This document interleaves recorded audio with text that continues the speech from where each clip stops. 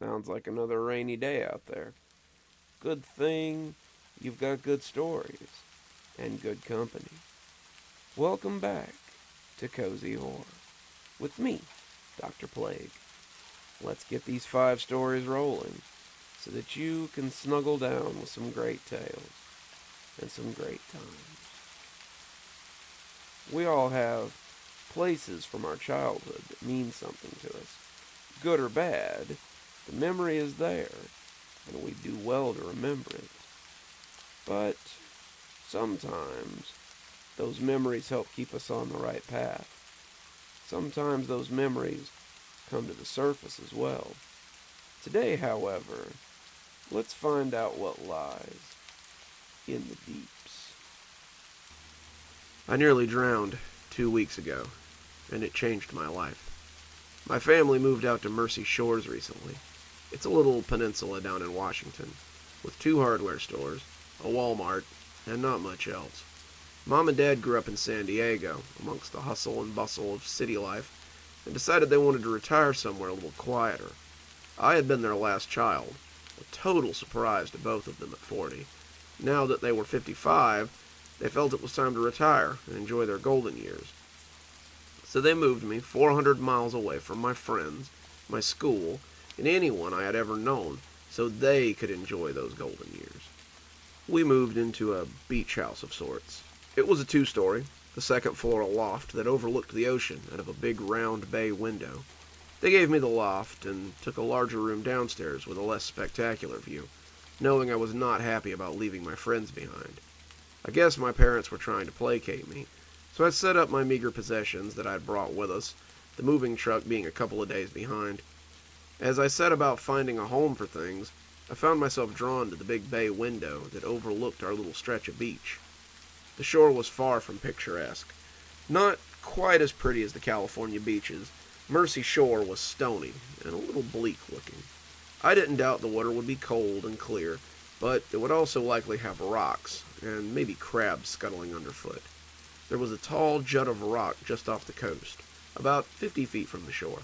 I found my gaze drawn there again and again. It looked like nothing so much as a tall throne, fit for a giant. The seat was smooth from many tides. I almost thought I could see a little hollow in the back of the throne. The throne wasn't quite large enough for caves, but there was a narrow fluted passage in the throne's back that would likely fill with water when the waves crushed over it. Those waves woke me up that first night. The crashing of the breakers jarred me awake. I realized that they were so loud because I'd left the window open. As I slid it shut, my eyes were caught by the moon as it cast its glow on the stone throne. As I closed the window, I saw something moving in the water. The lean shape crested up and out of the water like a sea serpent, and as it came up, I could see it was a girl. Her hair was long and silvery and lovely. She ran her fingers through it as I stared at her, and she seemed to feel my gaze as she floated like a specter in the dark water. She looked up at me, her smile wide and inviting, and waved a single pale hand at my window.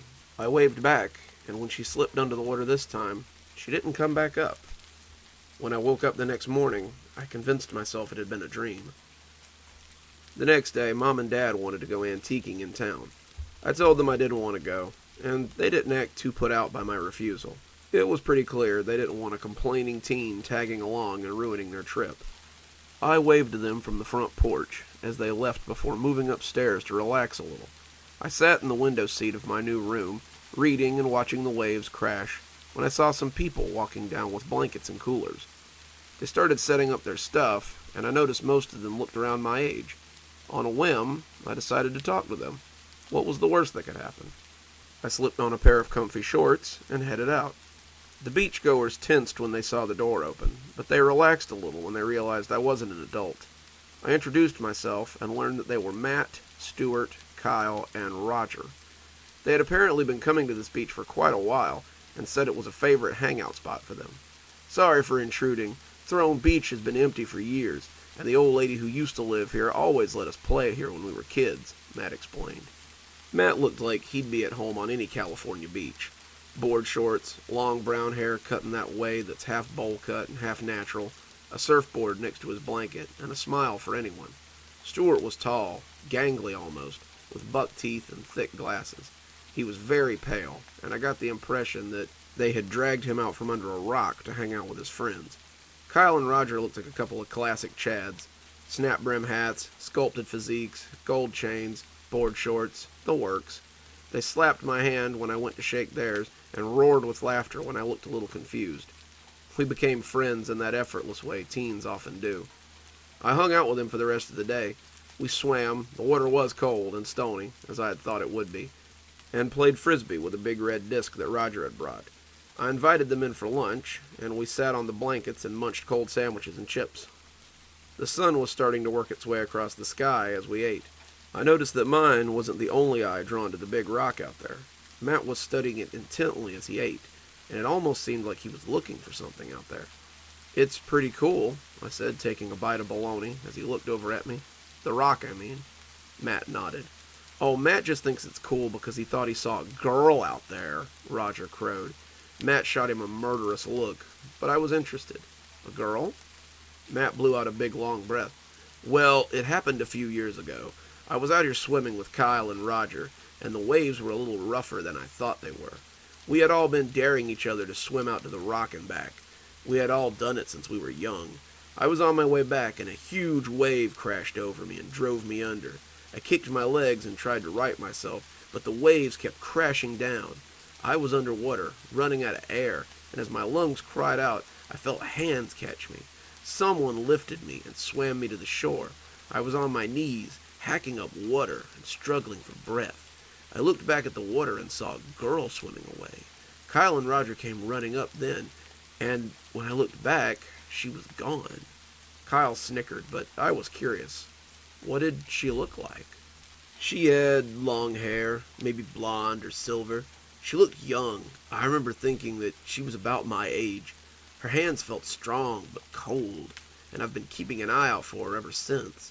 I keep hoping maybe she'll come back."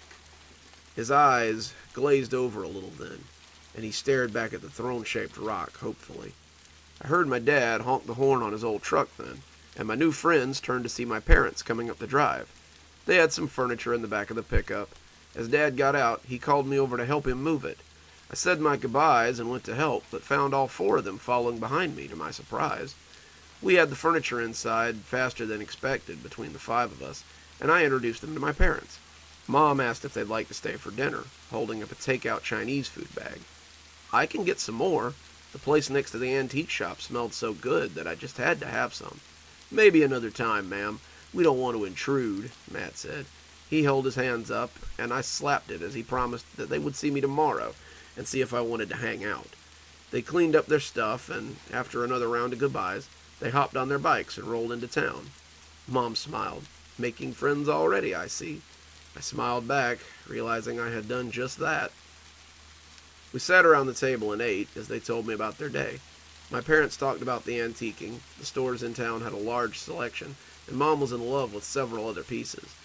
I told them about my new friends, and they agreed that they seemed like nice boys. I told them how lovely the beach was, and Mom said she had gotten a call from the movers saying that they would be here tomorrow afternoon with the stuff. "Maybe your friends would like to help you set up your room?" she asked. Turned out, they did. I spent that summer hanging out with my new friends. We had moved at the very end of school, and next year I would be starting 10th grade at Mercy Shores High. Matt, Stuart, Kyle, and Roger would be starting 10th grade as well. We had many of the same classes, and as the summer slipped away, Matt proposed one last beach day to celebrate the end of summer. "It's the last really warm day before fall, and we should take advantage of it." It was a great day. The sun was hot, the wind was breezy. Dad had set up a grill and was cooking hot dogs and hamburgers. Mom had found the badminton set, and we were using it to play volleyball. Mom agreed to play with us, to round the teams out, and she turned out to be really good at it. Roger, Stuart, and my mom creamed Kyle, Matt, and I 3-5, and we decided to swim a little after that. We took to the water like a school of fish, and Kyle suggested we swim to the rock. "Come on, Kyle, let's not," Matt protested. "What's the matter, Matt? You chicken?" Kyle teased. "I'll race you," I said, starting to swim for the rock, as Kyle cawed angrily and lit out after me. You don't realize it from the shore, but the rock is pretty far out. It was about 30 feet from the beach, and you just don't really realize it till you're there. I had swum to the rock before. We all had. But it's never the same trip twice. I swam hard, tearing up the surf as I went, and when I got to the rock, my arms were burning. I hung to the side of the rock like a barnacle, catching my breath as Kyle closed the distance. When he was about 3 feet away, I dove back into the water and started swimming hard for the shore. I heard him yell, but I ignored him, paddling hard as I made for my friends who were bobbing near the beach. That was when something grabbed my leg. At first, I thought it was a fish that had just wandered too close, and I kicked my foot out to shoo it. When it wrapped its squishy hands around my leg again, though, it tugged me down with a strength I hadn't felt before. I was pulled under the water, dragged beneath the waves, and as I went below, I felt the air rush out of me in surprise. I kicked out, but whatever had me was fast. It dodged out of the way of my kicks and continued to drag me into the blackness below. I opened my eyes, trying to see what it was, and I was transfixed for a moment. It was a girl. It was the girl. Her hair plumed around her like a halo, and as she noticed me noticing her, she smiled at me. For a moment, it seemed like her mouth was too full of teeth, rows of needles that gleamed in the murky depths. She tugged me down, but now I very much did not want to go. I kicked again, but I was losing focus. I needed air. I was losing consciousness. As the blackness swam up before my eyes, I thought for sure I was going to drown. Then, something grabbed me under my arms and tugged me free. The next thing I was aware of was someone giving me CPR as I coughed and gurgled on the beach. Mom's face swam before me, and she smiled in relief as I came back. I sat up, still coughing, and heard someone in the water yelling for Matt. Kyle was beside me, apologizing profusely as I choked out the last of the water. I looked around and saw that Stuart was yelling at Matt as he dived under again and again, searching for something. I coughed up some water. What's wrong with Matt? Kyle looked out and sighed. He went out to save you. He dove to get you, but he came up talking about a girl he'd seen. He said she had you by the leg, and after he put you on the beach, he went out to find her again. Dad called the festivities shortly after that. Kyle and Roger hauled Matt out of the water, and the four left after saying goodbye and telling me that they were glad I was okay. Matt didn't say much of anything. He looked dazed and confused, and kept looking back at the water as they led him back to the bikes. I knew how he felt. I found myself drawn to the water after that. If I had a spare moment, or even if I didn't, I would sit by the water and listen to the waves. I couldn't get her out of my head, that beautiful creature that had grabbed me. Why had she grabbed me, I wondered. She had seemed intent on showing me something underwater. Did she want me to see something, maybe? Matt started coming around a lot more. Not to see me, not really, but I think he wanted to be close to the water too. I caught him down by the water at night sometimes, sitting by the shore or sitting by the beach. He never brought anything. It was always just sitting in the sand and staring at the water. Dad came out and shooed him more than once, and he told me to tell Matt not to sit out there at night a few days later. He could get hurt out there, and I don't want to call the cops on him for trespassing. That was the night I heard the whispery voice coming from the beach. It came through my window and seduced my ears to wakefulness. I sat up, listening, hearing a returning voice that was much less musical. It was no less familiar, though. When I looked out on the beach, I saw that Matt was on the shore and talking with someone. The someone was in the water, and by the sound of it, they were trying to coax him into the water with them.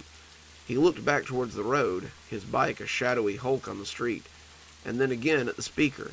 He said something too low for me to hear, and when they returned to that sweet honey sound, he walked into the water, and I heard him splashing as he dove. I ran from my room and went softly down the stairs. I was worried about him. He was a strong swimmer, but the waters at night were likely dangerous. I came out onto the beach, whispering his name so as not to wake my folks up. I went to the edge of the water and scanned the dark ocean for him, but he was nowhere to be found. He had been there only a moment before, hadn't he? I spent a few minutes searching for him before finally heading inside, thinking maybe I'd been dreaming or something. That was when I heard the voice. "Hello, handsome." I turned back to the water. I'd heard a feminine voice speak, heard it plain as day, but all I could see was the black waves as they churned endlessly. It was dark out there, too dark, and I didn't think that anything could exist out there in that blackness. "Not leaving already, are you?" the voice asked again. It was closer now, and when I looked, I saw a silver-haired girl sitting on the shoreline. It was the same one as before. She was dressed in a green dress, the color of seaweed. Her hair was long and silver and hung wild around her, shimmering wetly in the moonlight. Her skin was like porcelain, so white and flawless, and her face looked like a carved mask made of flesh. Her hands were on her knees, and when she turned, she smiled at me with the most beautiful set of perfect white teeth. She was breathtaking, the most beautiful woman I'd ever seen, and as she tugged at my legs, trying to get me to sit, I did. "What brings you here so late?" she asked in her whispery voice. I thought my friend was here." "No one here but me and you." Her silvery hair danced in the moonlight as she shook her head. "I saw you the first night I moved in here," I said, not knowing why. She nodded. "I wanted to say hello. Now it seems I have." I don't know how long I sat there, but it was the best night of my life.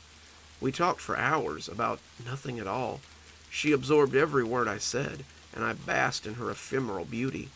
She was a goddess, her skin lacking blemishes or faults, her hair a perfect sheet of silver. We talked until the sun came up, and I remember her looking at it and giving it a little hiss. "Come see me tonight, handsome," she said sweetly. "Wait, where are you going?" "Home. I'll be back tonight." Then she kissed me, and my whole world trembled on the edge of breaking as her lips pressed against mine. When I came back to myself, I was lying on the beach.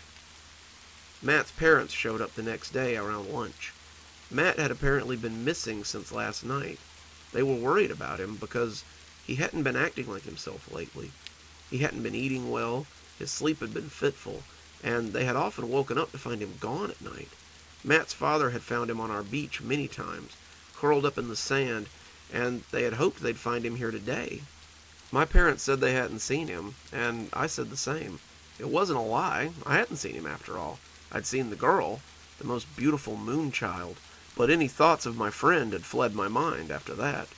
They left to see the sheriff, and Mom bemoaned the luck.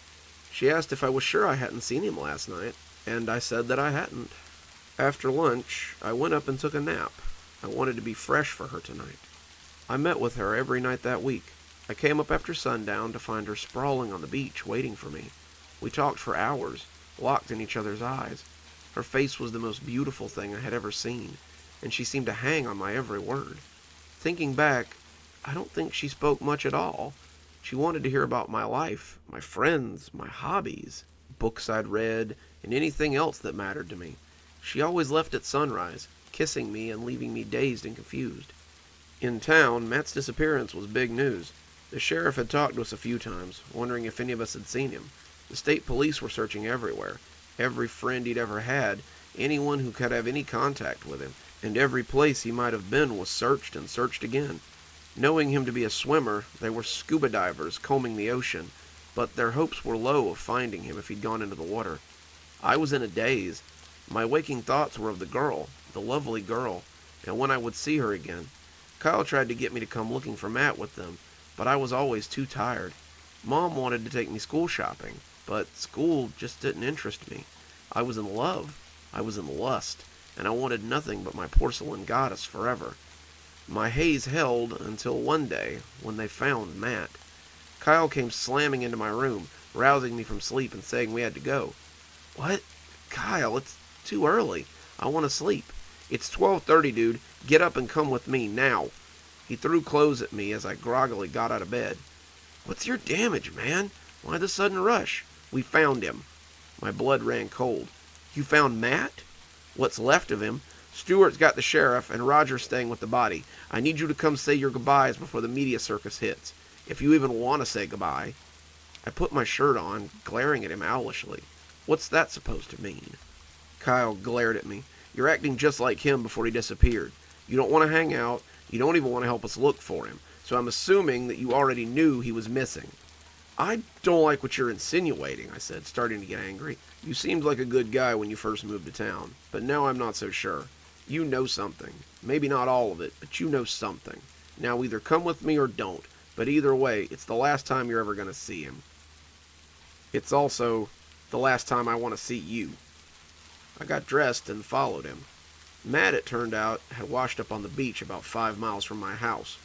Well, what was left of him had washed up. His arms and legs were picked over stumps. His eyes and nose were gone, ditto for his lips and ears. If he hadn't still been wearing the t-shirt that Roger had given him for his birthday a year before, no one would have known it was him. He was a torso, picked over from head to toe. When we got there, Stuart and Roger were nearby, both of them crying. The sheriff had shunted the two boys away, and as we approached, he raised a hand to stop us. "No closer, boys. I appreciate you finding the body, but I need you to stand back." Call told the sheriff how they had found the body while riding along the road. We were going to the corner store when we saw him. We thought he was a dolphin that had been washed up until we saw the t-shirt. That's when we came to get you. The ambulance came and took the body away. I remember looking at him under that white sheet and still being able to see his eyeless face. I realized I'd been living in a cloud the whole time. I needed to find out what had happened that night, and only one person knew for sure. After dark, I went to find her. She lay waiting for me, the same as always, but when I didn't sit, she seemed worried. "What's wrong, handsome? You seem upset." I took a deep breath. "What happened to Matt the night we met?" "Who?" she asked, but her voice didn't seem right. "My friend, Matt. I think you'd been talking to him, just like this, before he died. I think he went into the water after you that night, and now his body is sitting in the morgue, half-eaten." I took a step back from her. "Handsome, I don't know who this person is. Why don't you come sit with me? You can tell me all about them." She patted the sand, and for a moment I saw a hand the color of algae. I saw a hand with webbed fingers. She must have noticed, because the hand was normal again just that fast. I took another step back. "Why did you save him all those years ago? Why did you save him from drowning if you were just going to kill him?" She looked down, her hair making a sheet in front of her face. "He wasn't ready yet." That sent a shiver through me. Ready? Ready for what? When she looked back up, her face had changed. Her eyes were like onyx stones. Her nose had become a snake's slit. Her teeth were rows of sewing needles, and her grin looked ready to split her full rotten lips. The dress wasn't a dress. It was her shimmering scales, and as she moved, I could see a tail like a carp's attached to her. Her whispery voice was now like a hook dragged across a rock. "We needed his seed. Our men are gone. There's no one to hunt for us. We must make some more. We have to create the next generation." My feet were moving backwards now. "You killed him for his... We needed his seed. We needed his meat. Once we were done, we gave him back," she said, her teeth fixed in a lazy grin. "I don't want to see you anymore," I said. "You're not the person I thought you were." I was 12 feet away, but I heard her final words on the subject. "You can't turn from me, boy. I swim in your veins now. You can't deny me any more than he could." She was right. Even as I walked away, wanting to run, I felt my feet trying to go back to her. I had to make myself go inside. I had to make myself go into my room. I had to make myself close the curtains and try to resist the urge to go back to the beach. Writing this helped, but I can't stop thinking about her, even with my mind so distracted. She's never a monster in my memories. When I think of her, she's always the porcelain moonchild I met on the beach. She's always the sweet girl whose lips were sweeter still. She's always the subject of my infatuation. I peeked out my window several times. She's out on the rock, sitting on the throne, singing to me. Her song is for me alone, and I know that I will go to her despite my best efforts. Even now, I feel like a swim. Even now, I feel myself wanting to swim to her. Even now, I feel myself wanting to see what she has to show me in the deeps.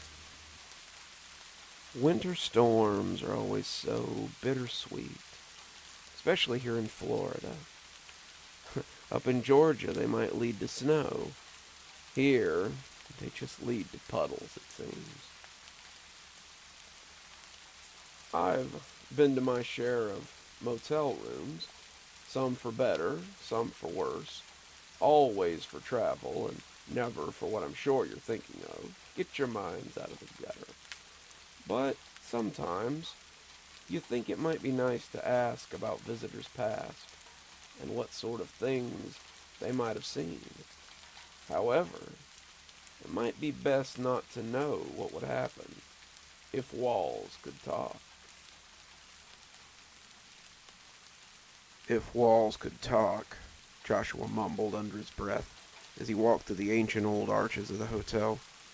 Approaching the wide check-in desk was like stepping back in time, but the image was ruined by the girl with her phone out and her AirPods stuffed in her ears.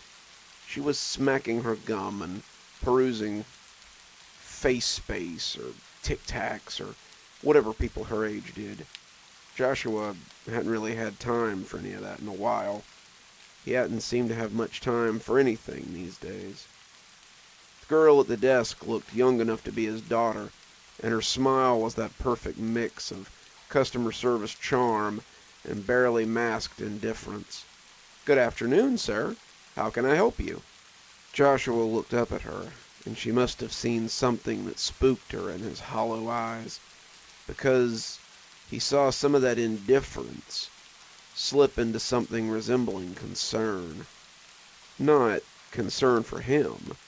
That would have been a little too genuine an emotion to show a stranger. She was concerned that he might be a weirdo. She had clearly been warned about spotting weirdos. The hotel likely got its share of rent and ditchers, or guys who wound up naked in the hot tub at 3 a.m., and she was on the lookout for trouble before it reared its head. The hotel manager likely had them keeping an eye out for these sort of weirdos who wanted to become permanent residents. If she saw that on his face, he knew he'd be screwed. Joshua tried to fix his face, but it was a struggle. "Checking in," he said, handing her his credit card and reservation paperwork. She looked at the paperwork as if the concept were foreign to her, before turning to the computer and clicking away at the register. He figured it was likely something that she didn't deal with regularly. The Leaser Moor was not some posh establishment, not some trendy spot that housed celebrities or jet-setters. It was an old hotel that attracted tourists and people who liked to bask in historic places. That's why Susan had come here, after all. She'd been here to photograph the hotel for a travel magazine, her 4th assignment as a freelancer, and her last. She pulled him up, and Joshua saw her bite her lip when the room number popped up. "Ooh, that's gotta be a mistake. Sorry, sir, but that room isn't one we usually rent out." "I'm aware. That's why I requested it." She looked shocked, like she didn't know what to say. "I hate to tell you this, but someone went missing in there pretty recently." She had pitched her voice low like it was a rat problem, or some mold that could have been steam cleaned out. Joshua wanted to be angry. He wanted to tell her that he knew someone had gone missing in there, and that 6 months and 5 days wasn't recent to him. 6 months and 5 days was when his world had crumbled, and it was a day he would never forget. He wanted to tell her that his wife had not been some rat infestation, or a mold colony that could be cleaned, poisoned, or time erased. He wanted to tell her all these things in a flurry of anger and hatred, but he knew she wouldn't understand. "I've been informed. I like to stay in rooms like that and try to gauge paranormal happenings. It's a hobby of mine. Since I was in the city anyway, I figured I would take that room." The young woman sighed as she finished checking him in. "That's good. She just thought he was a weirdo." Weirdo was fine. A weirdo might set up some cameras, pull out a ghost box or an Ouija board, light some candles, and pretend to be a ghostbuster or a medium for a few days before leaving.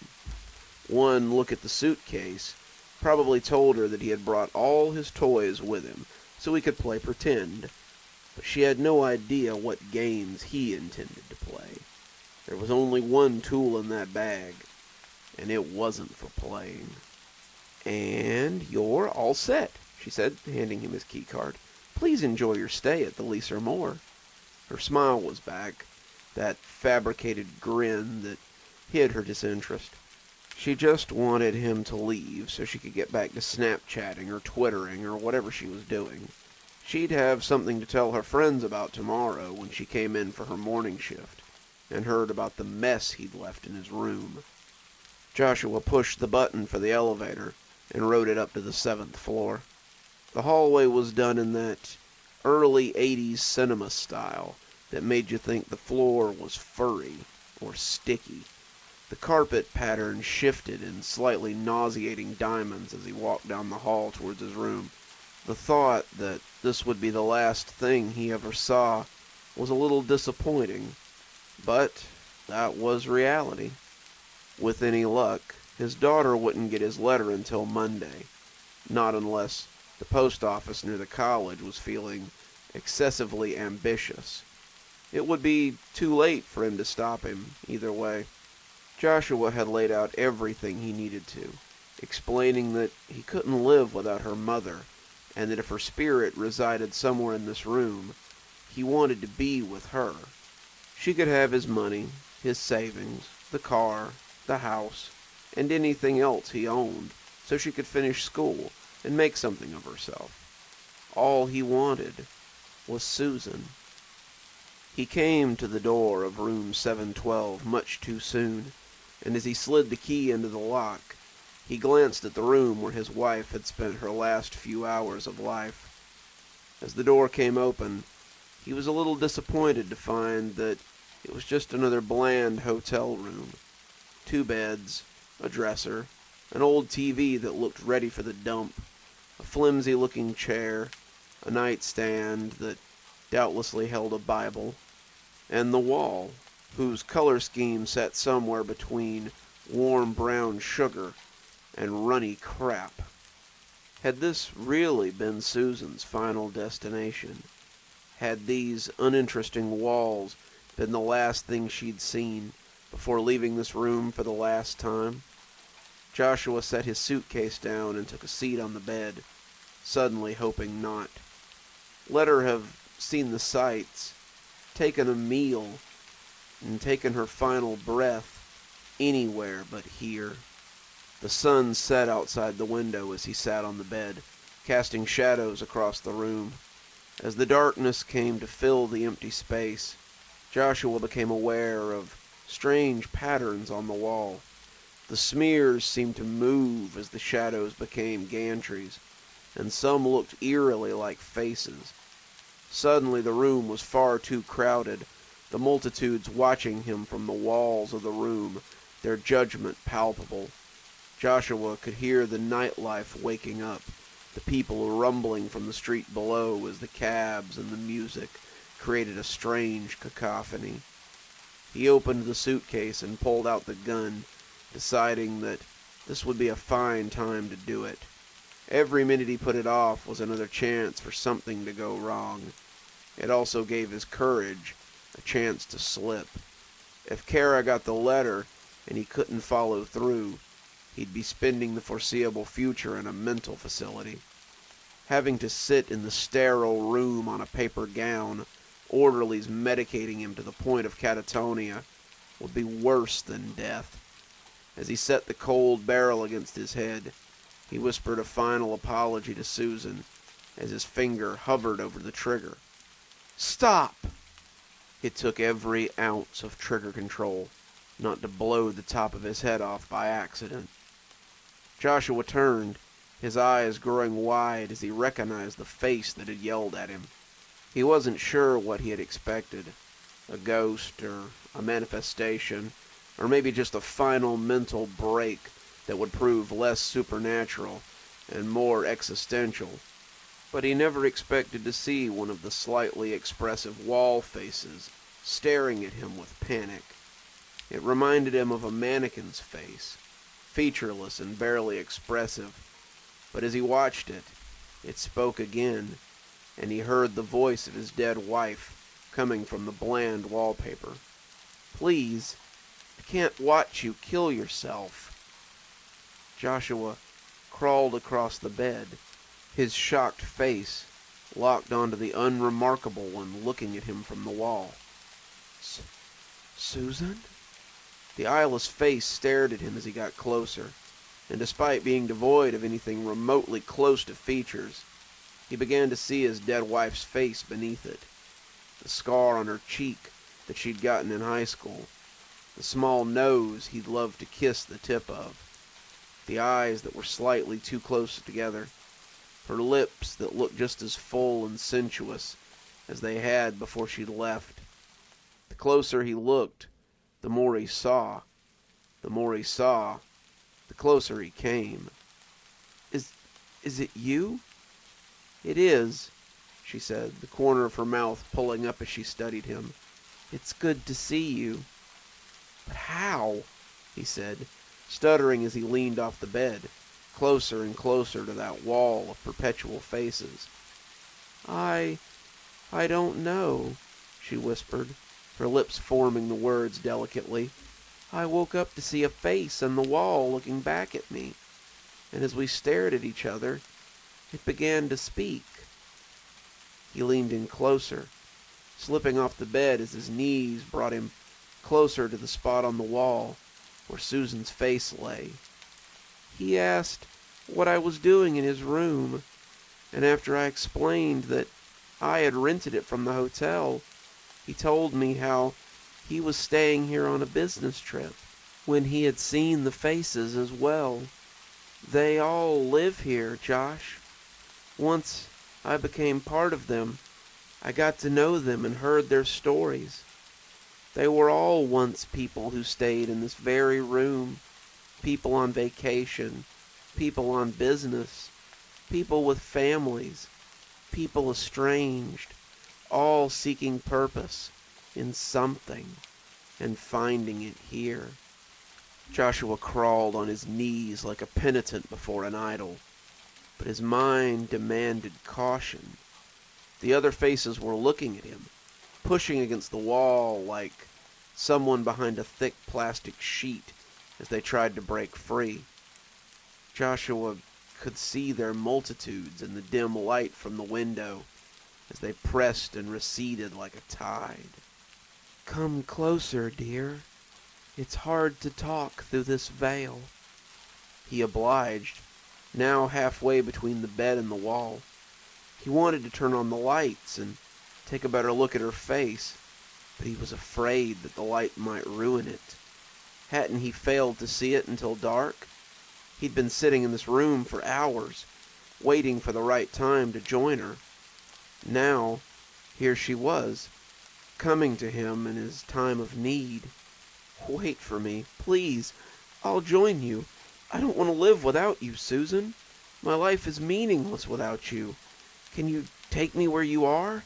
Is there some way? I want to apologize, she whispered, and Joshua came a little closer as her words were lost in the blare of a car horn. You have nothing to apologize for. You didn't ask to leave me. I came here to join you, to see if your spirit lingered here and I could find you once I passed on. Kara's grown. She doesn't need me. But I need you. He was closer now, and if he had reached out, he could have almost touched that porcelain face.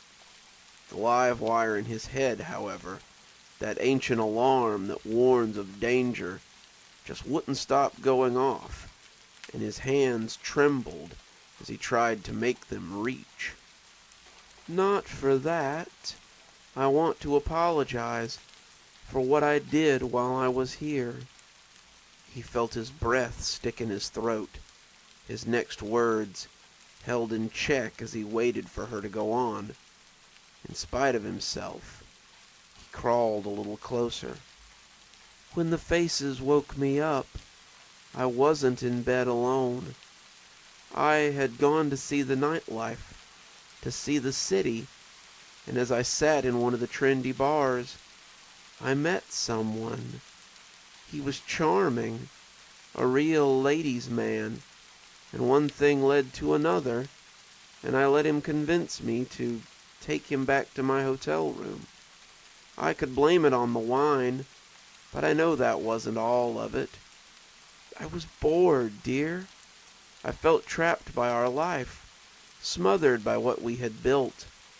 And that's why I agreed to the job in the first place. I wanted something new, something different. And though I didn't set out to find someone else, I ended up being untrue to you. Joshua felt the ice slithering into his heart, his lungs seething as his body shook with effort. He was drowning.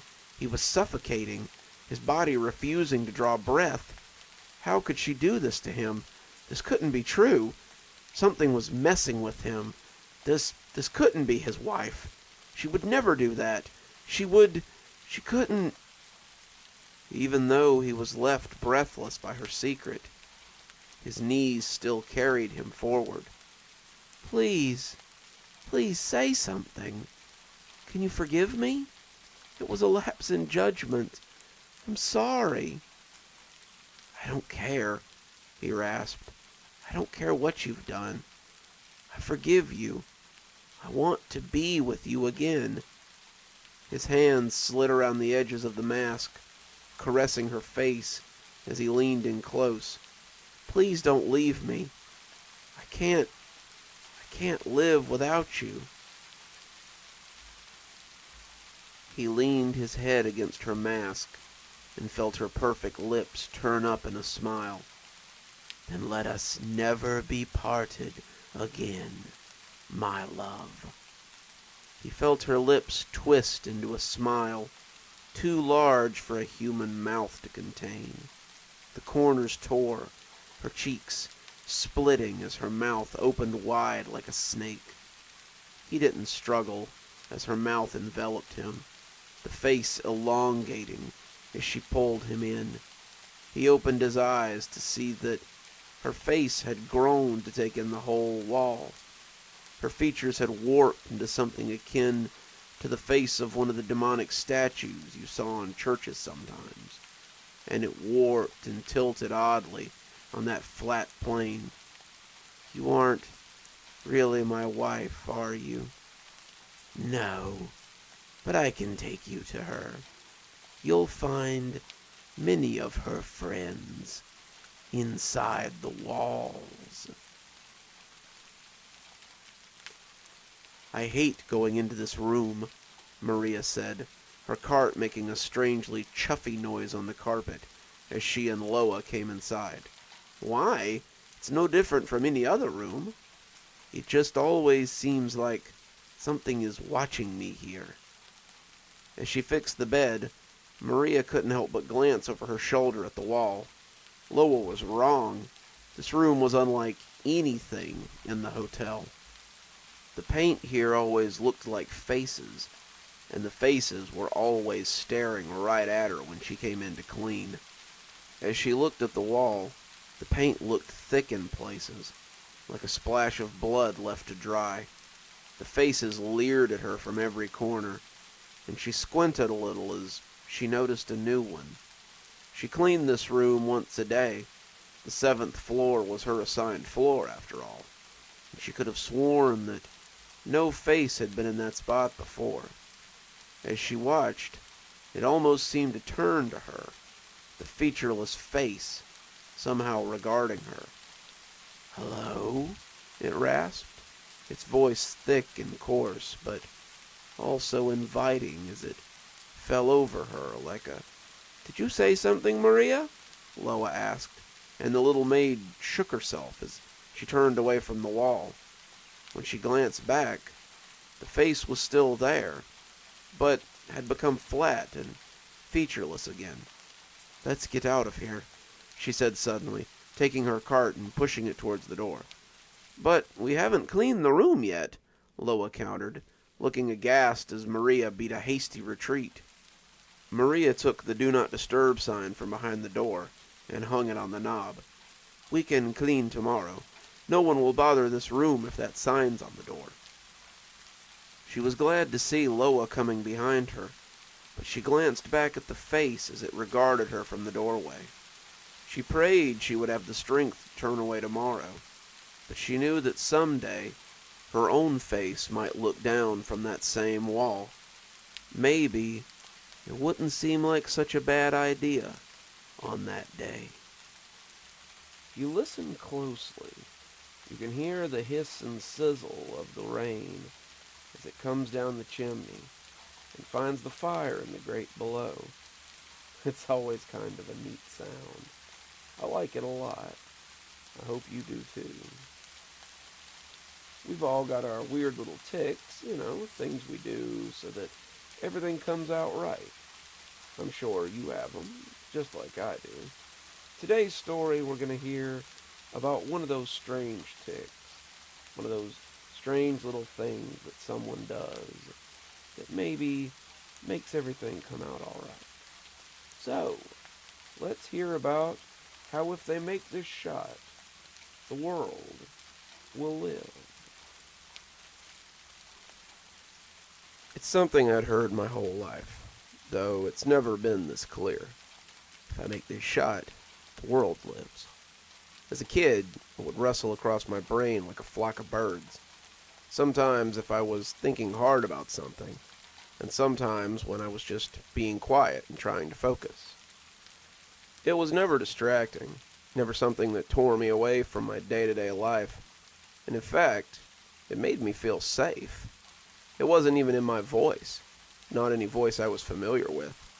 They say that when you talk to yourself, and your internal voice talks back to you, it's still your voice.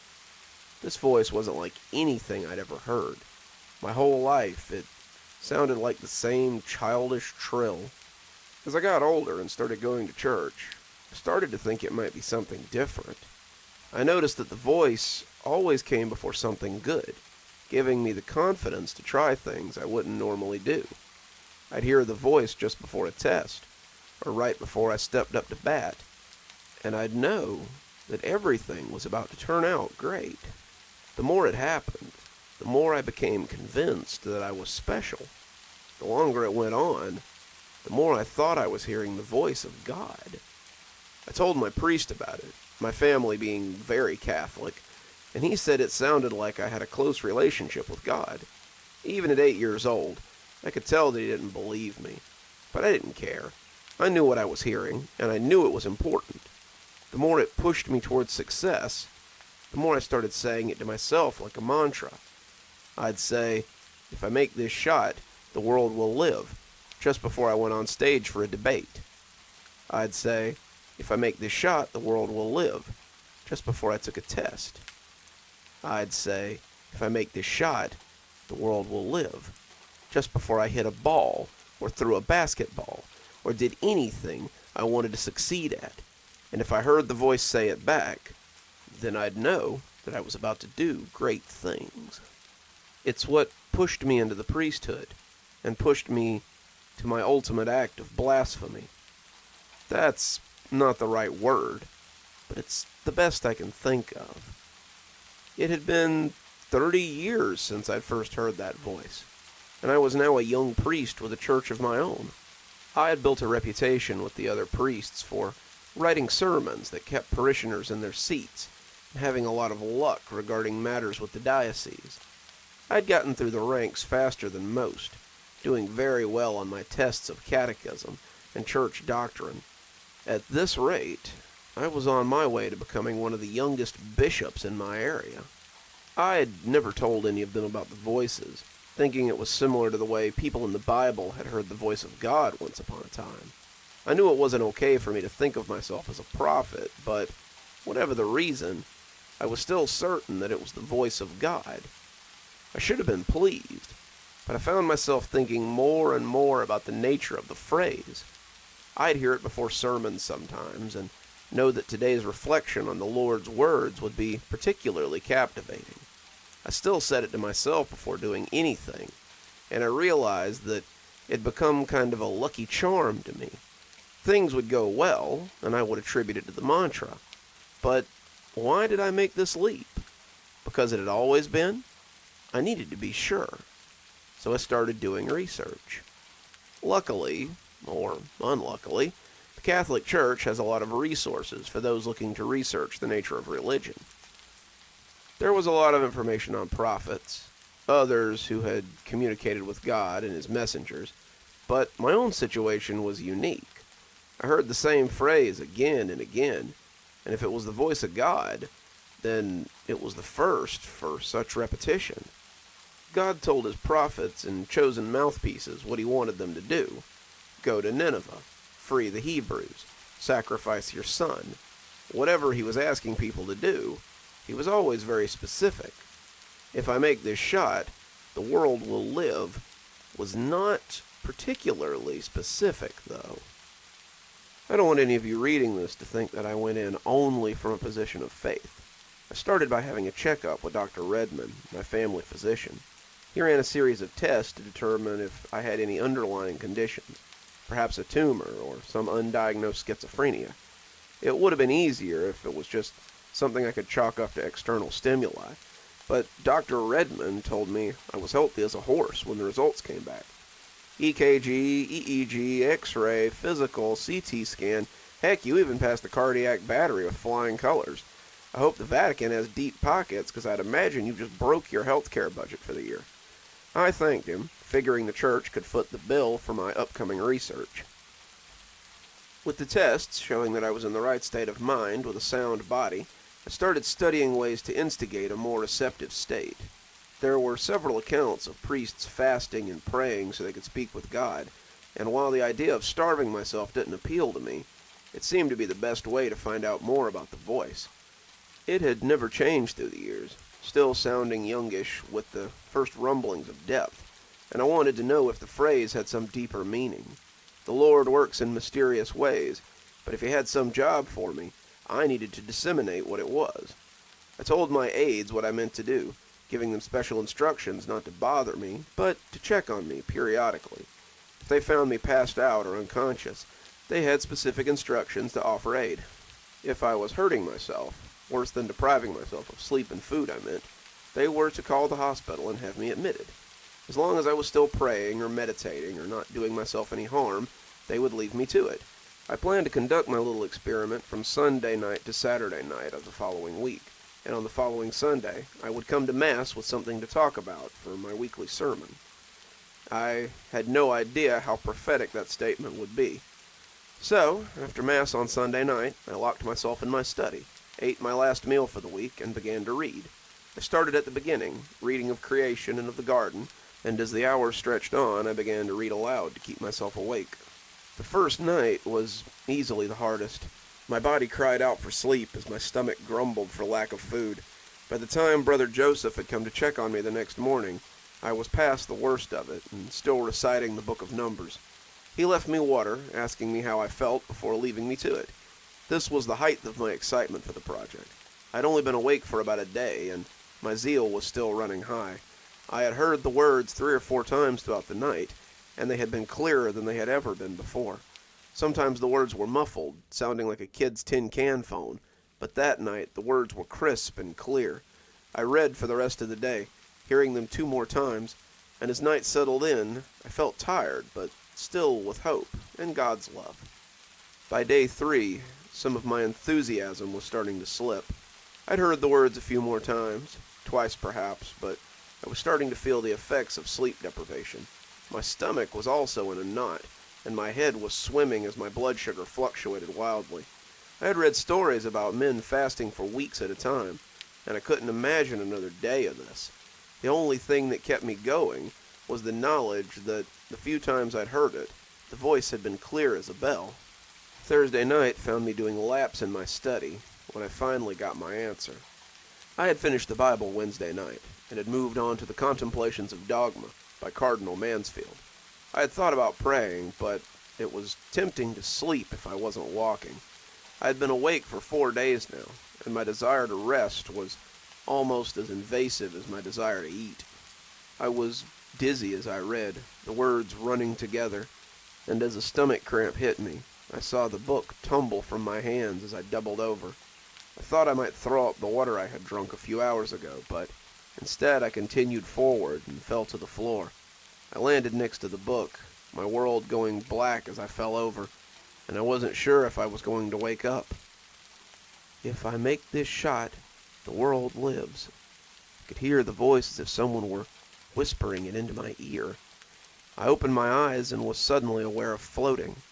I was hovering over the shoulder of a young giant, his face that of a high school or college student.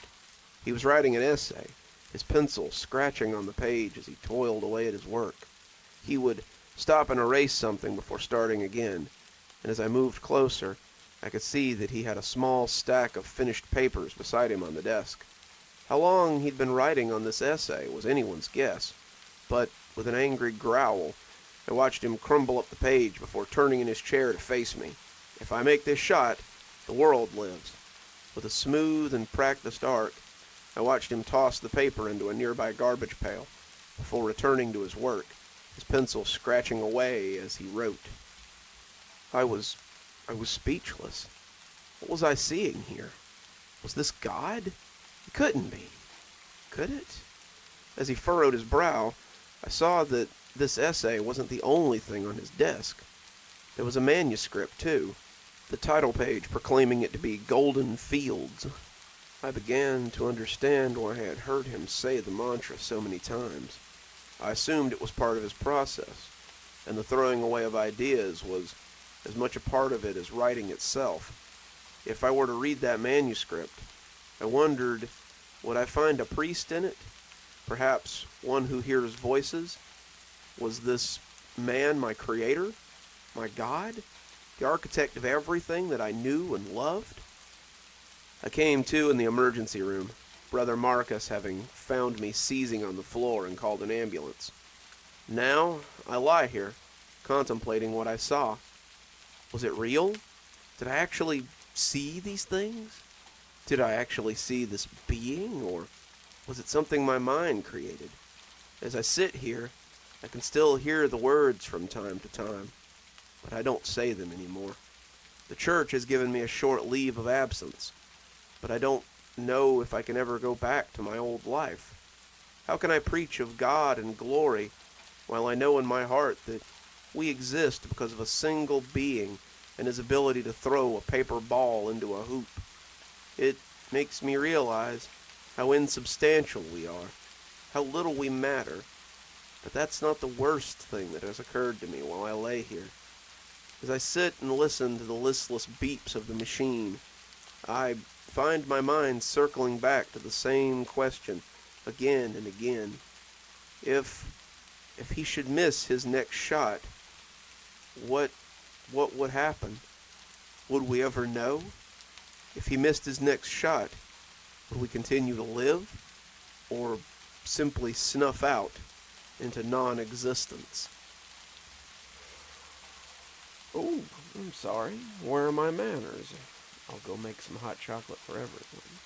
Seems like a hot chocolate kind of day, or maybe a warm tea sort of day, with some honey, and some good company.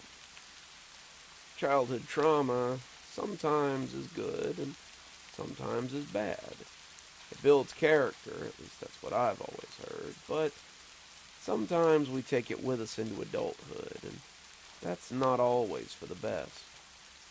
So, unlike the subject of this story, let's hope you were not abducted at a young age. When I was 8, I was abducted for about an hour. I know that's an odd statement, but trust me when I say, it gets weirder.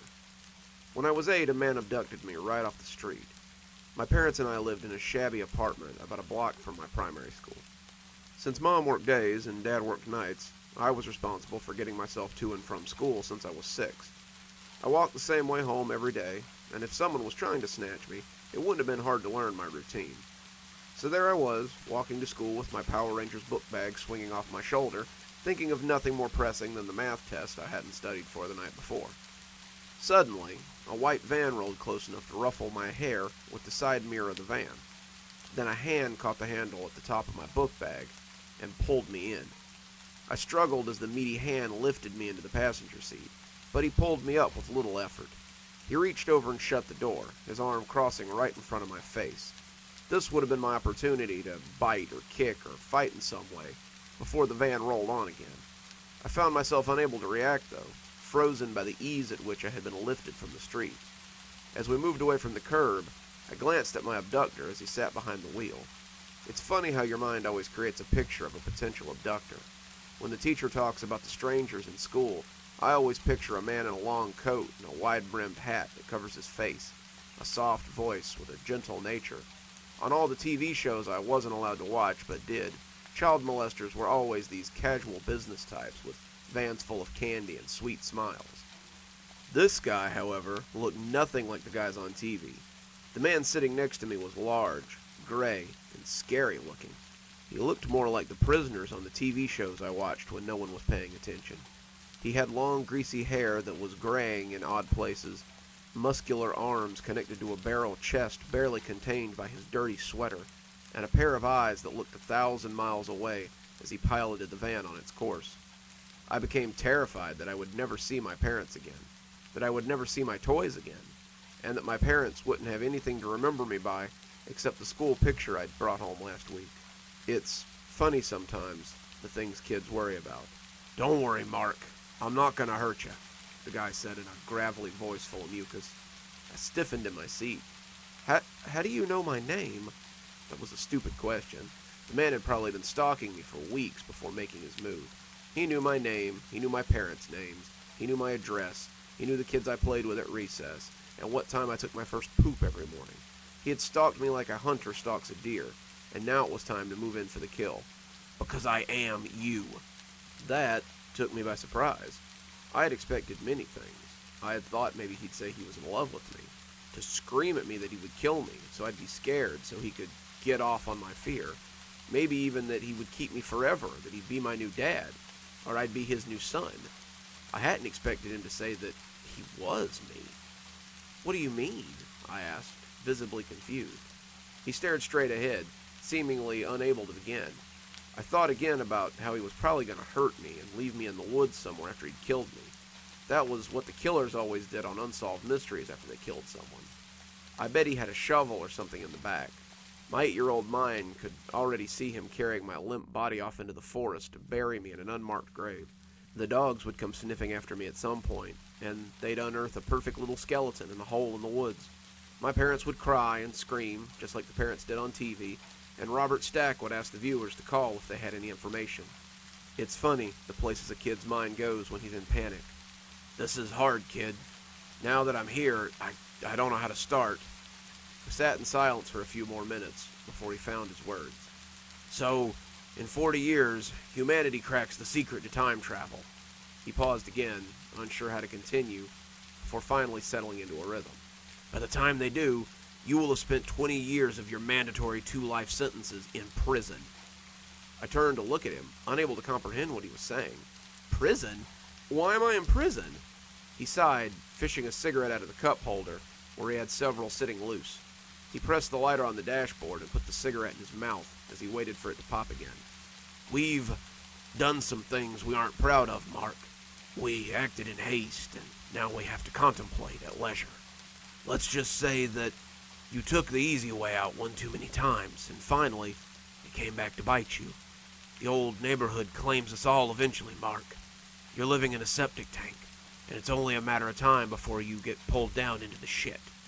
The lighter popped, making me jump, and he yanked it out and pressed the tip to the cigarette. He inhaled and turned back to look at me. "We don't have much time. Someone noticed me take you off the street. At least they did last time.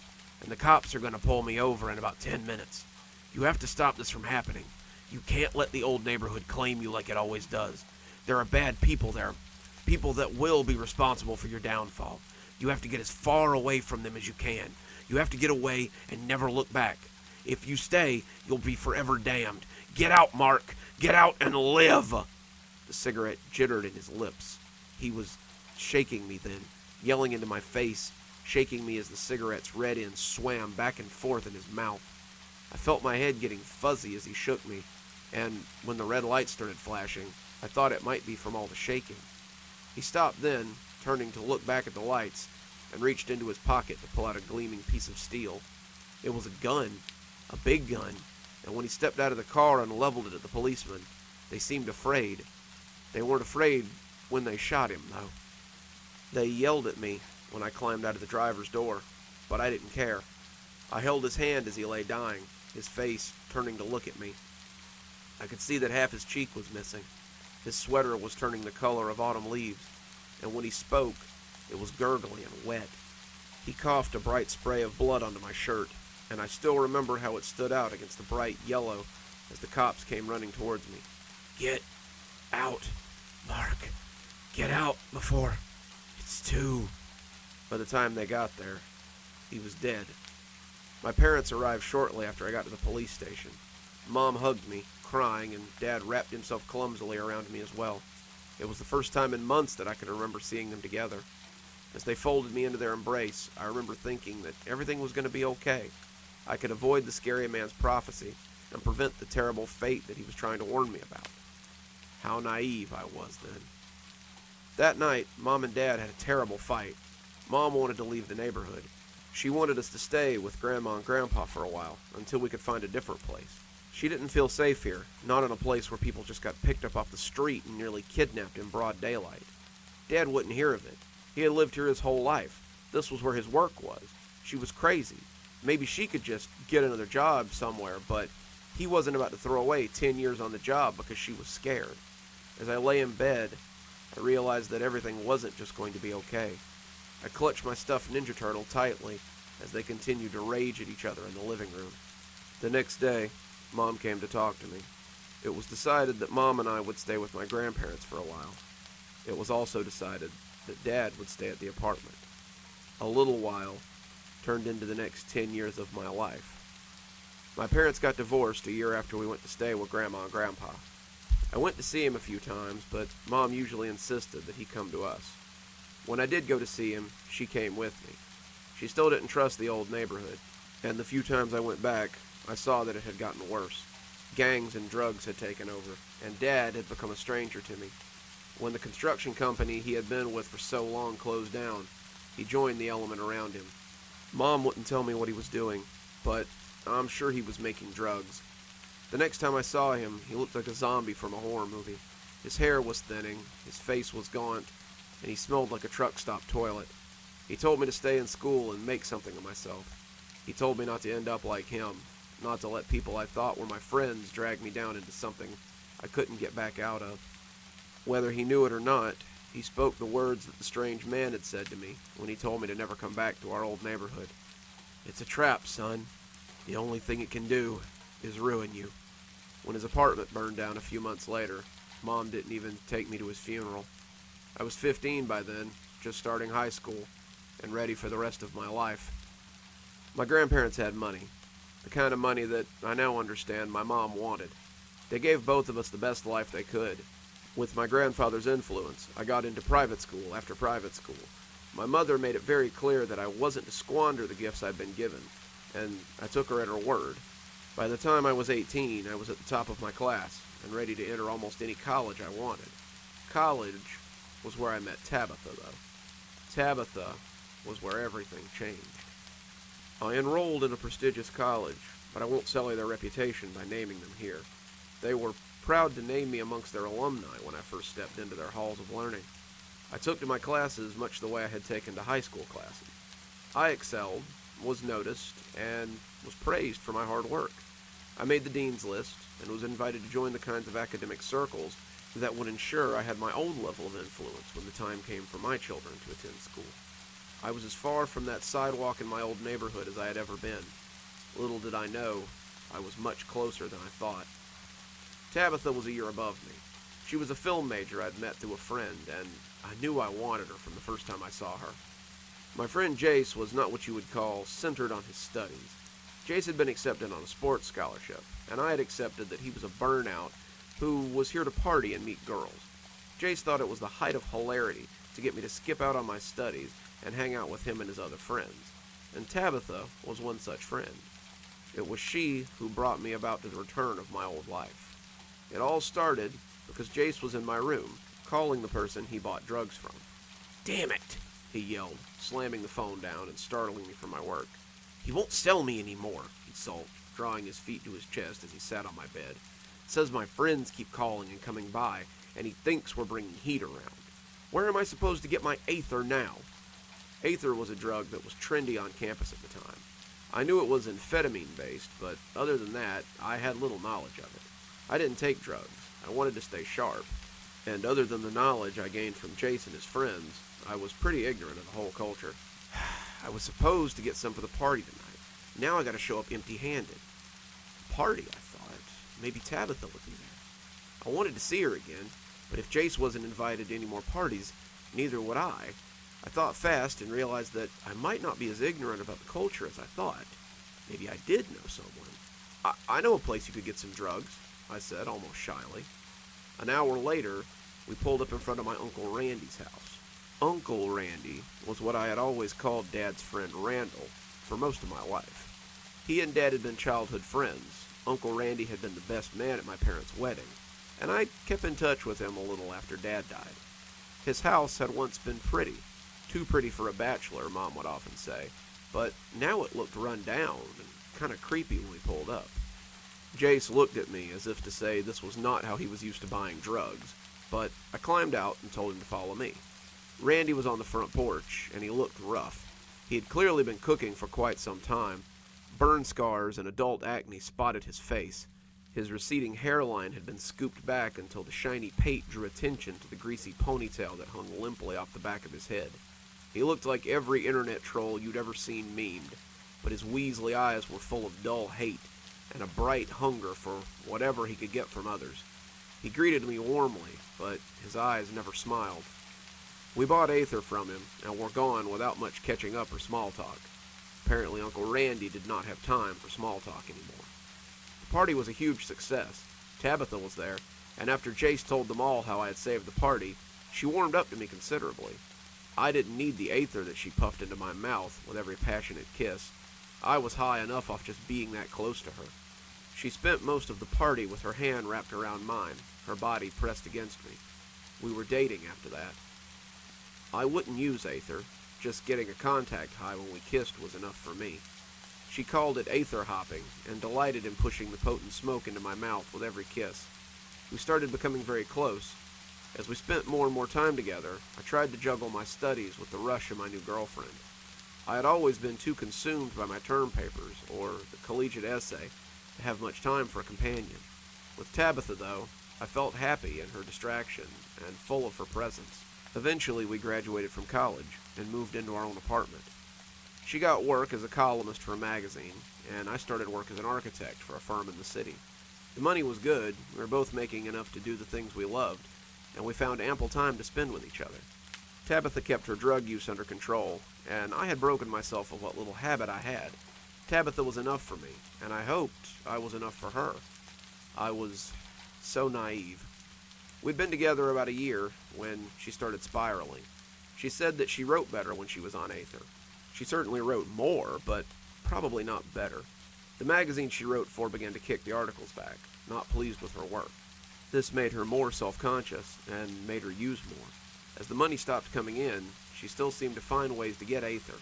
She never asked me for money, and I could always tell when she was just going day to day, trying to find her fix. In hindsight, I should have realized what was going on. She began to be gone for long periods of time, always coming home tired and irritable. She was aloof and confrontational. When I confronted her about it, she became aggressive and often combative. I never knew what to do in these cases. She was so removed from the Tabitha I had fallen in love with, and I didn't know what to do with her when she became this venom-spitting demon. Afterwards, we always made up. She said how sorry she was, and promised she'd never do it again. Then we repeated the experience a few weeks later. The night she came home with bruises was really when I lost it. We fought, a screaming match like none we'd ever had, and she stormed out of the apartment. I heard her car start up and leave the lot. I just sat in our apartment, wondering what I should do. What I did in the end was follow her. I had often worried that her drug use might send her spiraling out of control. So, I had installed a program on her phone that would let me track its location. I know this sounds invasive, but I was terrified that she might get lost or hurt, and I might need to find her quickly. Aether has some severe health risks, and the thought of her having a heart attack or something, and no one being able to find her, hurt me deeply. I wish, now that I had just let her leave, I followed her to the neighborhood. I followed her to Uncle Randy's house. Her car was parked outside. As I walked up, I could already hear a low noise coming from the living room. The lights were off, the living room curtains were drawn, but they were illuminated from behind by the glow of the TV. The door was ajar, one of her purple sneakers left across the threshold. As I pushed the door open, I could hear Tabitha's heady moans and could guess what was going on. Randall was her supplier. When she couldn't pay him, she had settled up in other ways. Now she was in his living room, paying with the only currency she had left. I'd like to say that I flew into a rage, but I didn't. I'd like to say that I blacked out, but I didn't. I remember everything with crystal clarity. I opened the coat closet and took out the shotgun I knew that he had there from childhood. It was loaded, as it always was, and Uncle Randy had kept it as clean and oiled as the day he had shown it to 7-year-old me. He told me it was for bad people that might want to hurt him. He told me it wasn't a toy, and I should never point a gun at anyone I didn't want dead. A lesson that came back to bite him that day. Tabitha screamed when she saw me framed in the living room door. She had been smiling a moment before, but now all the blood had drained from her face. She looked like the corpse she would soon become. Randy turned his head, that greasy tail swinging. He looked at me in surprise, and I leveled the shotgun at the two of them, my face a cold mask of indifference. Tabitha said my name, mouthed it before her perfect chest was a spray of blood, and the buckshot turned it into a pitted landscape of gore and viscera. Randy said nothing. The first shot had opened up the top of his skull, and he died instantly. She lay atop him, tears welling in her eyes as she fought for breath. She fixed me with those eyes as if to say, well, what else was I supposed to do? I didn't have an answer for her. I just dropped the gun on the worn rug and walked out onto the front porch to wait for the cops. I wasn't there when she died. I didn't hold her in my arms and tell her how sorry I was. I just sat on the porch and listened to her gasp out her breaths until they were muffled by the sound of approaching police sirens. I was convicted of a double homicide at the age of 22. I was given 2 life sentences, and I will never see the outside world again. Except, I guess I will. I don't know how old I'll be when the program makes me an offer. The self I met was old, but everyone over 20 is old to an 8-year-old. If I had to guess, I would say he was somewhere in his 40s, but that's just a guess. He told me I would be in prison for 20 years. I guess this is a fact that's set in stone. As I sit in my cell and think about my future, I often think about what he said. Someone saw me take you off the street. At least they did last time. That leads me to believe that he experienced this when he was a child. Maybe I always go back and try to warn myself, and perhaps I always fail. What if my life is nothing but a loop of trying and dying to keep myself from coming to Randy's living room and ruining my life? How long has this loop been going on? What would happen if I closed it? Would I simply cease to exist? I lay on my single bed some nights, staring at the roaches crawling across the ceiling, and think about the people who have brought me to this point. My mother, my father, my grandparents, Jace, Tabitha, Uncle Randy, and I somehow know what must be done as they all swim by. When it's my turn to step into the past, I don't think I'll explain anything. I might just take the gun out of my pocket and shoot myself as I sit rooted in the passenger seat and see what happens next. I've got 20 years to think about it, I guess. Plenty of time to work out the finer points of my own murder. One more story for you, and then I think it might be time for my afternoon nap. Hopefully, you've got enough of a break in your day to get one for yourself. There's no easy way to introduce the idea of therapy to people. They either do it or they don't, and sometimes they complain bitterly about it. But let's hope your next therapy session goes better than the subject of today's tale, or you too might end up as a captive god.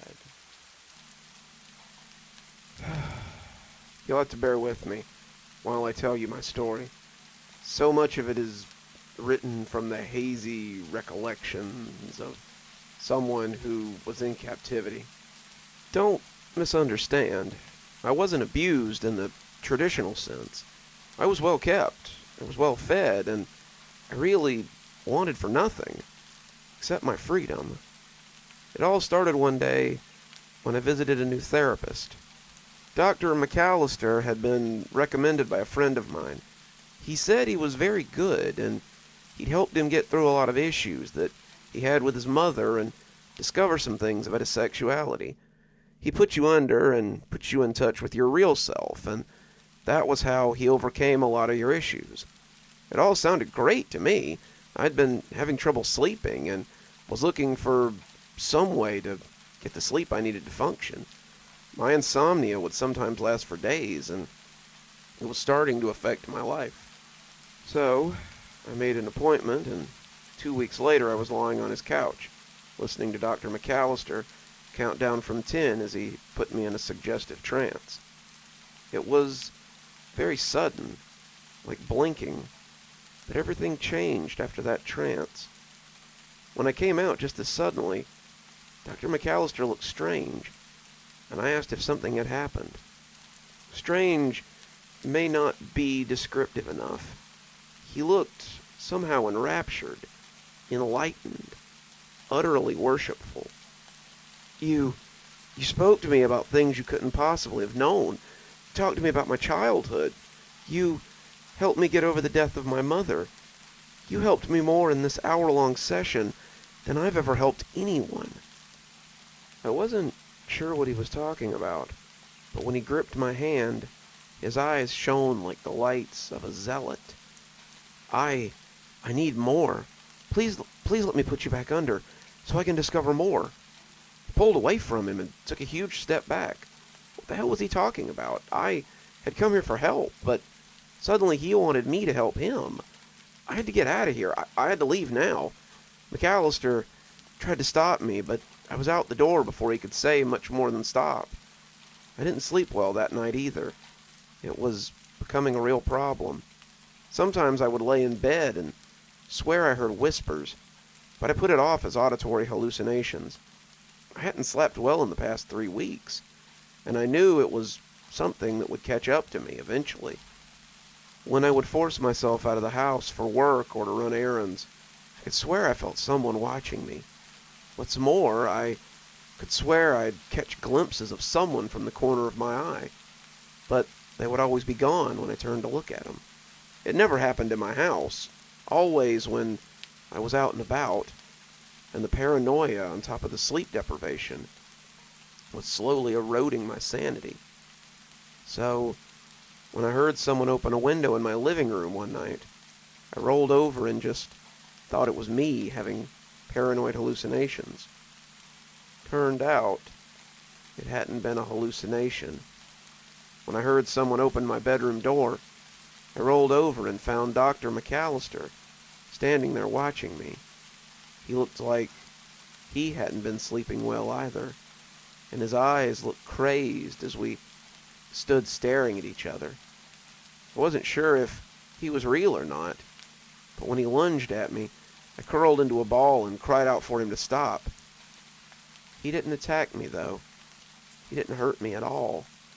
Though now, I wish he'd killed me right there. Instead, he just slipped a needle into my arm, and I watched his thumb push down the plunger as I felt a wave of warm and inviting sleep roll through me. I woke up in a finished basement, the lights turned down low, strapped to a chair as Dr. McAllister made sure my bindings were comfortable. I struggled, my limbs heavy and uncoordinated, but he held up a fresh needle and told me if I didn't calm down, he was going to put me out again. I made myself as still as I could, not sure what to expect here. This didn't seem to be a sexual thing. I was fully dressed, and the way he was tending to me almost felt worshipful. I didn't want it to come to this, but I can't live without the knowledge you possess. I know you don't believe what I'm saying, but while you were unconscious, you told me about things that may very well change my life. You spoke to me of things that opened my eyes, ideas I had never even conceived of, and the longer I went without hearing your voice again, the more I felt my newfound security crumbling. I'm sorry, I'm not usually like this, but I had to possess you, to have your knowledge, to understand your words. I can promise you that while you remain with me, you'll want for nothing. You are to me as a captured god that I wish to understand." We talked a lot that night, though I mostly yelled at him to let me go. In the end, though, he just injected me with something to knock me out, and I drifted off into a peaceful unconsciousness. And that was how I became Dr. McAllister's captive god. I will say that while I was with him, I never wanted for restful sleep. This was due in part to the fact that I spent most of my time in a near catatonic state. Dr. McAllister kept me restrained in a large underground area that I always thought of as the basement. I was seated in a large, comfortable chair, my hands secured to the arms with soft straps. There was a remote at hand, and I was allowed to watch anything I wanted on television, as long as the doctor was away. If I was hungry, all I had to do was push a button, and a short blonde woman, who I would later discover was the doctor's wife, would bring me anything I wanted. In the beginning, it really wasn't so bad. I was kept in a sluggish state from the drugs he used on me to induce the state that he wanted, but it wasn't bad. I watched TV, I ate, I existed. Given that I had worked 40-plus hours a week and lived off crappy food for most of my adult life, I felt almost like I was being pampered. I was free to relax. I could do almost anything, except leave or talk to people who were likely to wonder what had happened to me. My mom, my dad, my friends. I wondered if any of them wondered what had happened to me. It may seem odd to you that I never tried to escape, but my head was always in a cloud of some sort. The drugs left me just lucid enough to consume TV or audiobooks, but I never felt able to really settle my thoughts on anything in particular. I knew I should want to escape, but it was always a hard concept to catch hold of. Those days were the good days, back when Dr. McAllister was still operating his practice. That was when he was still pretending to have a normal life. He would come down in the evenings to talk with me, just telling me his problems and asking me to help. He would ask me about stocks or bonds, the housing market, business ideas, patents, inventions, and I would try my best to direct him in the way he wanted. I wasn't really sure what he wanted. My head was too foggy most of the time to make sense of it, but I would try my best to help him without the need to be placed in an unconscious state. We'd talk for hours about everything from the state of his marriage, the depraved childhood he had lived through, the future of psychology, and even the condition of his soul. I didn't always want to hear what he had to say, but I understood that it didn't really matter what I wanted. It didn't seem to make much of a difference anyway. We would talk for hours, but the end result was always a needle in my arm or my neck and several hours of blissful unconsciousness. I remember little from these periods of blackout, fortunately, but sometimes I would go to a dark place and just hang suspended in the murk. Things would whisper to me there, tell me things I couldn't understand. I was powerless to stop them. This happened very rarely, but it was still too often for my tastes. I don't know what I said to Dr. McAllister in those times, but there was always a drastic change when I came back to myself. It wasn't always for the better either. Once I came back to myself and felt something wet in my lap. I glanced down, which was difficult because my head was strapped to the headrest, and found that someone had thrown a head into my lap. I flinched away from it as my groggy brain finally clicked it all together, but it was little more than a shudder in my current state. The head had wispy gray hair, a pair of broken glasses hanging across the face from one ear, and a nose full of broken veins from a lifetime of drinking. I didn't recognize it, but as it soaked the pants of my pajamas, I did feel like it was familiar somehow. Dr. McAllister was sitting across from me, looking expectantly at the gift he had literally dropped in my lap, and I looked at it with confusion as I asked why he had done this. You told me to. You said if I meant to truly get over the cruelty and abuse that my father had given me, then I had to destroy the icon of my father within myself. So I did. I told him that I wanted to meet so we could discuss our past and reconcile. He was ecstatic. He hadn't seen me in 20 years, and, oh, did we reconcile. I waited for him to turn around, and I bashed his head in with a hammer, choking him to death as he lay twitching on the floor. Then I took the body and disposed of it, cutting the head off so I could show you that I'd followed your instructions. You're so wise, so correct. I am your loyal disciple, always. I started screaming, mindless, gibbering noise, but he just bowed to me. And when the head hit the ground next to him, he didn't even flinch. That was my first inclination that the things I was saying in my sleep might be used in this way, in ways that I had never considered. After that, he started bringing people down to see me. At first, it was his wife, the blonde woman who'd been feeding me. She looked skeptical as she approached, content to keep her husband's secrets, but unsure of joining him in this new experiment. I knew from our talks that he was afraid she would leave him, but enjoyed the financial stability of their marriage. He stuck me with the needle as she sat a few feet away, and when I came to, she was bowing and crying and thanking me for helping her see the truth. My husband was right. You are truly a god. I was wrong to ever doubt you, or him. After that, it was friends and colleagues. They all seemed confused when he introduced them to me, calling me his god of knowledge. And some of them laughed, thinking it was a joke. They would sit and talk to me, listening to my answers and looking at McAllister as if to ask if this were an elaborate prank. In the end, though, when I came back from the little nap he would subject me to, it was always the same. Their smirks of disbelief or scowls of confusion were replaced with rapturous awe, and they would pledge their undying fealty to me. No matter how many of them I begged to release me, the outcome was always the same. A religion of sorts began to form. Over time, McAllister drew in his cult. It was only a few at first, 5, 10, but it quickly grew into a sizable little flock.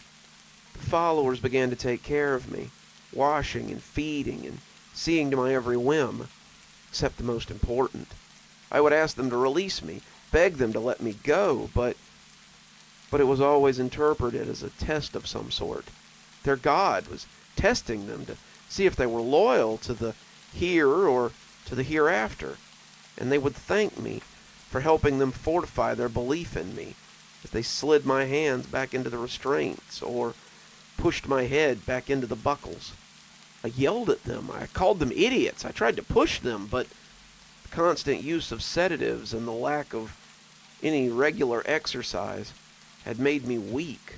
I wasn't wasting away, but I wasn't getting the exercise I needed to be certain. I could do little to free myself. My bonds always replaced, and after a while I just gave in. The funny thing was that whatever I was telling them while I was under was working. McAllister showed me the money he had made, earned from the stock market and selling property, and the cult began to thrive. What's more, they all claimed to have cast off whatever addictions or mental health problems or childhood traumas had plagued them, and they were addicted now to nothing but serving me.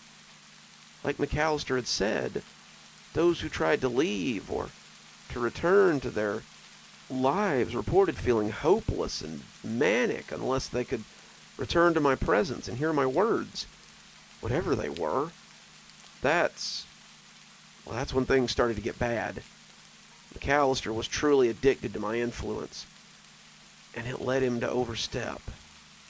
McAllister had been gathering his followers at his home, and while it was large, it was becoming too small to hold all of them.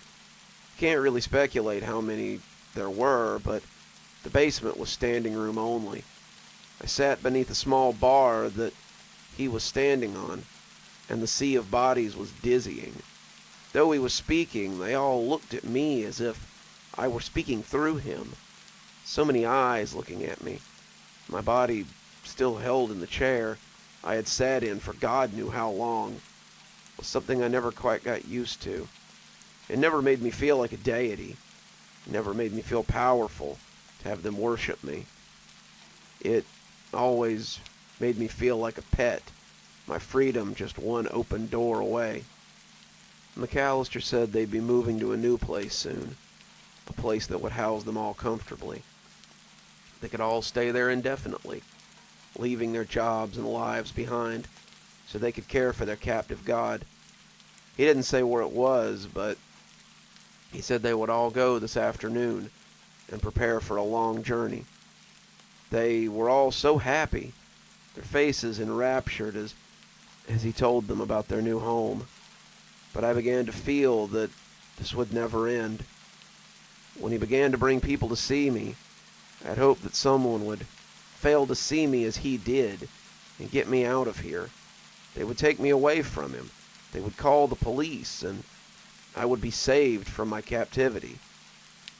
That never happened. Whatever power I had held them in sway, and after a while I doubted that I would ever get out of here. I didn't know how long I had been McAllister's captive god, but I knew that no matter how comfortable the life, this had to end. I decided then that if they weren't going to get me out, I would have to do it myself. Strangely, my chance came that very day. They had all left me so they could prepare, and as I sat in the shadowy basement, I realized that my wrist strap was undone. This had never happened before. For a moment, I wasn't sure what to do. It took all the energy I had to focus enough to get my hand to undo the other strap. And when I bent down to undo my legs, the effort seemed to take years. My mind was like unraveling yarn, and it was hard to focus on any particular task. When the bonds came off my legs, I got shakily to my feet before bending to rub some life into them. They were prickly from the lack of use, and I took shaky steps as I made for the stairs. I got to the top before I was discovered. I peeked through the door and into the barren kitchen beyond. The cupboards were empty, the countertops clean, and I could tell that this room had already been cleaned out for the move. I had just decided to take a step out and make for the back door when someone walked into the kitchen and saw me. They called for McAllister, walking to me as they insisted I return to my chair. I pushed at them, telling them to get away from me, to get out of my way, but as I lunged for the back door, I heard others coming in to stop me. I made it to the backyard, squinting at the sun as it hit my eyes, but I found it fenced with tall wooden boards. I was grabbed by many hands, and when someone slipped a needle into my neck, I looked back to see McAllister instruct them to get me in the car. I came to some time later, and I was laying in an elaborate bed, my hands cuffed to the frame. That began the worst part of my confinement, though it was thankfully the end of it. After that, the drugging became worse. McAllister and his inner circle kept me in a near constant catatonic state. The drugs he used were no longer just injected. and they began to experiment with other substances. The documents that were found later said they received different outcomes when different kinds of drugs were used, and they often sat around and drank or laughed as I came in and out of reality. I was aware of nothing in those times, a ship drifting on a sea of time. I could have been with them for days. I could have spent decades under their control. But to me, time was only islands glimpsed from afar. I didn't see many people in that time, just the 5 or so who were in McAllister's inner circle. But these men always spoke as if they were doing very well. Often there was cigar smoke around my bed, the smell of expensive liquor, and always the low murmur of talk as they waited for me to tell them what else they might do to gain more power. I'd become their oracle, their captive god, as opposed to their revered deity, and they threatened to use me up. These are the times I remember the least about, except for the end. I spent a lot of my days in a black stupor, and the more they experimented, the more often I was back in the dark place. When I came back from these trances, I noticed a change in my captors. Gone were the shining eyes of the enraptured. Disappeared were the weeping orbs of the enlightened. They were replaced by the flinty eyes of the zealot, and I was afraid that he might break his promise. He looked angry, but also resolved. Whatever I had told him weighed heavily on him, but I wouldn't understand the burden, not for a while yet. Not until the day it all came to an end. I came to one afternoon to find an intrusive light leaking into my dark chamber. They had always kept me in this persistent dark room, but now the door was open, and something was laying in it. On the floor, there were others, none of them moving, and I was confused by their sudden stillness. Was this something new? Were they sleeping, or were they... I tried to put that thought out of my head. They couldn't be dead, I reminded myself as I shook my chains. If they were all dead, then who would free me so I didn't die here too? I did as you said, came a monotone voice, and I jumped as I realized that one of the slumped forms had only been praying. It was McAllister.